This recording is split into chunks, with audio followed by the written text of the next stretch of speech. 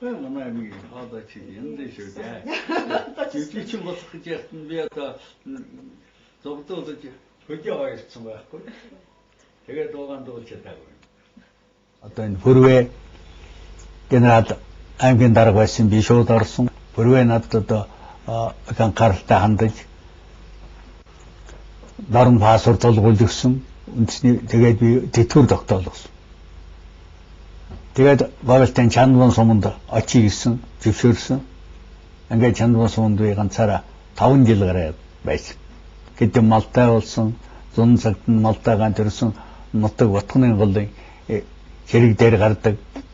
Өвөл носхотоор мадаа айл тавьчаад сумын төвцөөд гарын үзүүрээ явахын гоохын. Эмгүүд дээлийн давч мочхон хийж ингээд одоо отод байгаа ихэнх хөөхтэй бол бас хоолндны нэмэр явахын гоох явуулдаг.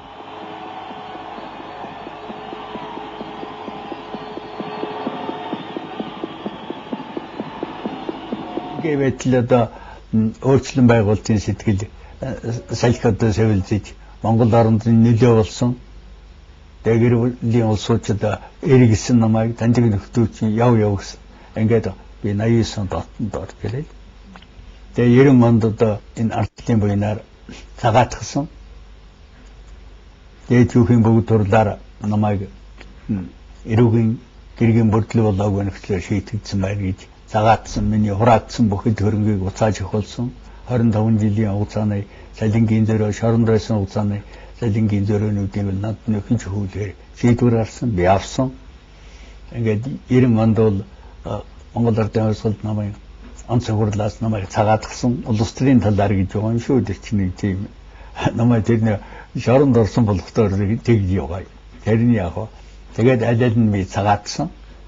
Тэгээд дахиад одоо ардлын буйнаар би Говьтайгаас их хурлын депутатаар сонгогдоод баг хоролдод Монгол улсын анхны ерөнхийлөгчид очирвоттой намайг өрсөлдүүлж нэр дэвшүүлсэн. Энүүнд би нэрээр татж авсан. Тэр хариуцлагатай өргийг гүйцэтгэж чадахгүй байх гэж өөртөө бол би өөрийнхөө биеийг мэдэх юм учраас нэрээр татж авсан.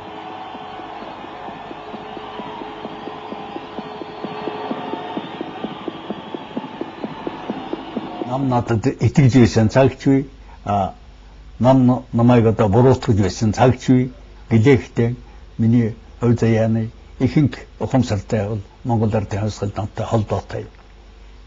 Ингээд би намынхаа билетийг хадгалж явъя гэсэн. Тэгээ одоо хадгалж явд юм аа. 92 оноос ардчилсан энэ нам байгуулагдсан үндэсний ардчилсан энэ намын гишүүнээр бол орсон. За ингээд одоо нэг эргээд харахад би 40 наснаас 62 хүртэлх нэг 20 жилийн хугацааг их орныхон бүтээн байгуулалтанд ажихын ямар нэгэн салбараар миний хүчийг ашигласан бол би бас захын мүлдэхэл байсан. Тэгээ тэрнийгээ хийж чадаагүй дээ би одоо харамстай юм аа.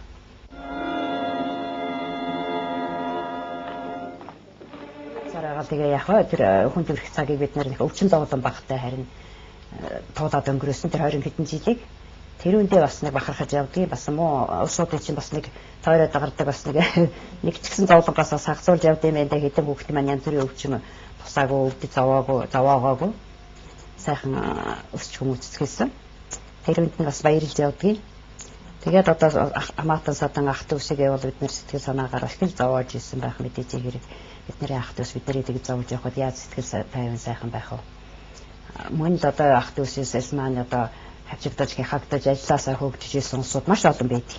Одоо миний нэг хөгшин хөргөө ах одоо энэ жил 84 насны дараа сая үед боллоо. Тэр ихтэл одоо энэ залуучууд сангийн аж ахуйд нэгдлийн юу биш сангийн аж ахуй яруу хийж исэн үг шүү дээ. Тэрийг хүртэл ажиллаас нь хөөгд гарч ирсэн байгаа шүү дээ.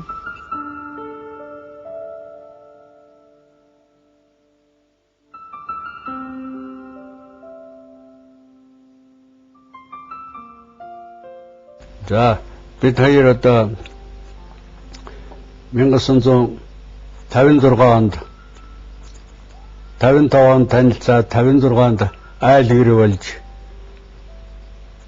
одоо 4 хүүхдийн аав ээж 13 ачизээ нэртэй өнөр өтгөн нэг өрх айл одоо болоод явж байна.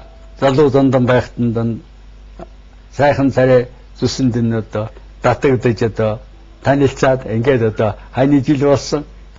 Энэ хооронд одоо сайн үеж одоо сайхан юм бас үдсэн төр засгийн буйнаар Кремлийн одоо эмнэлэгт хүртэл очиж байлаа. Хардаа зайд хүртэл замарч ил байлаа. Малчин болоод нутаг заагдаж явхад хамаг бэрхшээлийг бид хамт туулсан. Хэлмэгдсэн нэр нь наддаар байдаг боловч хэлмэгдлийн ихэнхийг бол биеэрээ дэлсэнгүй бол манай энэ эмгэн байгаамаа. Тэр хэлмэгдэж явсны гайвал одоо манай хүүхдүүд зах хэмжээгээр нөлөөлсөн. Нэг охин маань 10 жил онц дүнтэй төгсөөд гадаадд сургууль явах болсон чинь пассвортгүй учраас явж чаддгүй. Тэгээд энэ хүүхэн одоо багш нартай хамтарч хөөцөлдөж байж бүх үчиг баримтыг өөрчилж өөр хүний овгоор овуулуулж тэгээд гадаадд одоо Львов их сургуульд явуулсан.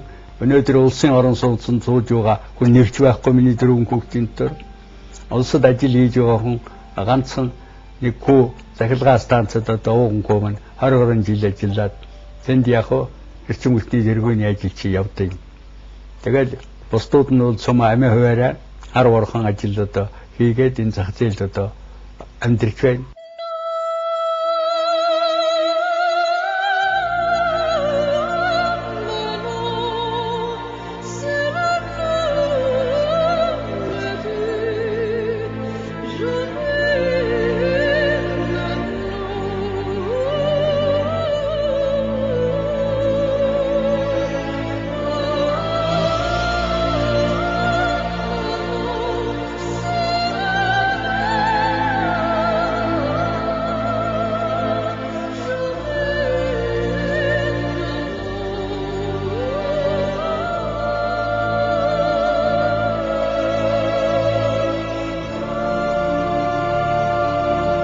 Тэгээд урд нийгэм бол их аюултай нийгэм байсан. Дахин хизээч бүү татаасай урд нийгмийн энэ гамшигыг ясмахандан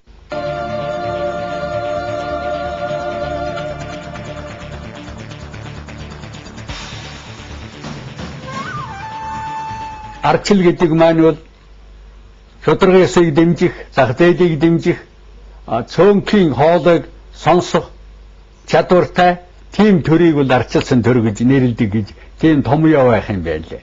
Тэгэхээр энэ манай одоогийн энэ явж ирсэн төр бол 4 жил цөөнхийн дуу хоолойг сонссонгүй шүү дээ. Энэ чи хэрэг дээрээ цаана 40% сонгогчдын 40%-ийг төлөөлж байгаа цөөнх шүү дээ. Ялангуяа одоо чөлөө твлийг чөлөөтэй болгож хэрэгтэй. Энэ бол шүүмжил гэсэн үг. Олны дуу хоолой гэсэн үг.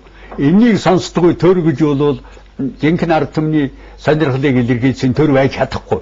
Үйлдвэрлэлийг хөгжүүлээгүй, үйлдвэрээс орлого олохыг одоо улсын төсөв мөнгөнд одоо нэмэр болох юм байхгүй учраас л аргагүй нөө хэдий ядарсан ард түмнийхээ хармаар болонгох татварын бодлогыг бол бүх нийтийн болгосон.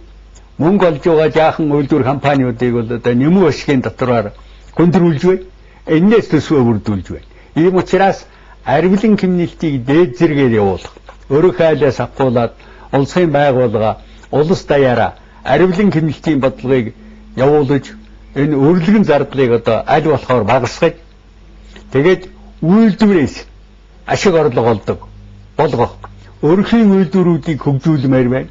Тэгээд жижиг дунд үйлдвэрийг хэдэн жилд бол аливаа татварын дарамтнаас одоо чөлөөлж биеэн дааж орлого олж чадах чадвартай болтол нь төр засгаас харж үзэхгүйгээр улс орон бол баяжихгүй ард түмний баяжаагүй цагт бол улс баяжиж мөнгөтэй болохгүй. За ингээд намайг одоо амьд байгаа хөнгөд тоож одоо